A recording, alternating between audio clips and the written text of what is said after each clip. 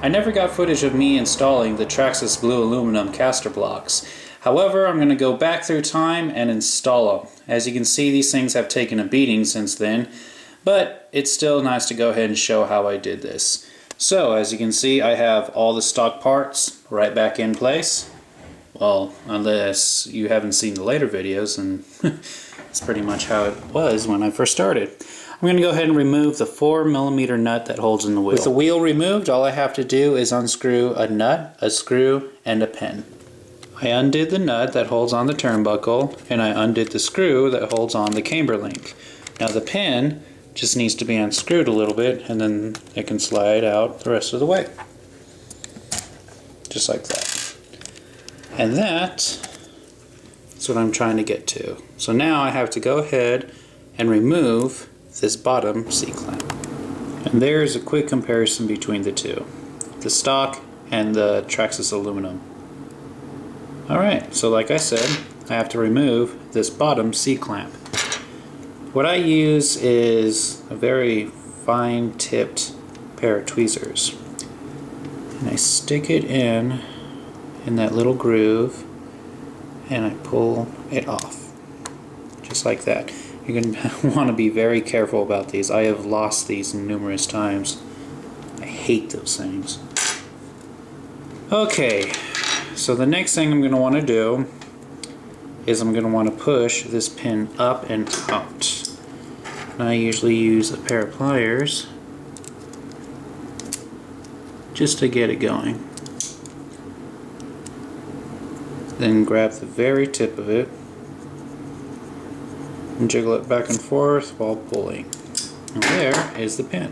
You never really have to take off that top C-clamp. Now this can come right off. And now reverse process. Slide that back in. Make sure the hole's lined up. You're going to want to slide the pin through the top. And there is a reason why you want to do this. When you're sliding it down, you're going to want to put that empty space facing the wall of the caster block, otherwise it won't slide down all the way. Alright, now with that pushed down all the way, it'll be popping up through the bottom just a little bit. Now I'm going to flatten it so that groove is flush with the caster block.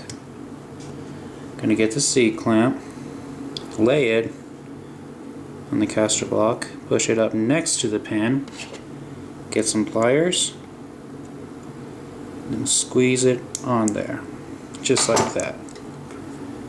It's taken me a long time to figure out how to do that, and I have lost, like I said, a lot of these C-clamps. They're really annoying. But that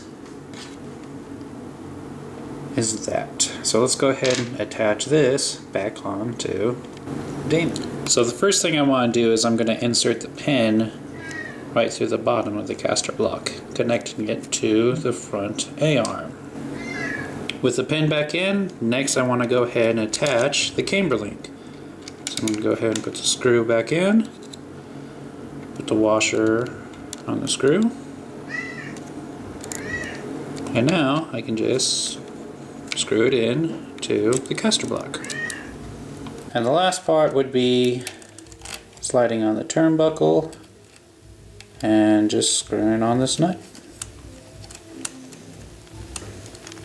I went ahead and reattached the wheel, and now you can really see how much better that is. And there's a reason why I replaced the caster blocks so quickly. I kept breaking them. And I haven't had a problem since I got these. I've bent them a few times, but they easily bend back. But yeah, that would be the Traxxas blue aluminum caster blocks.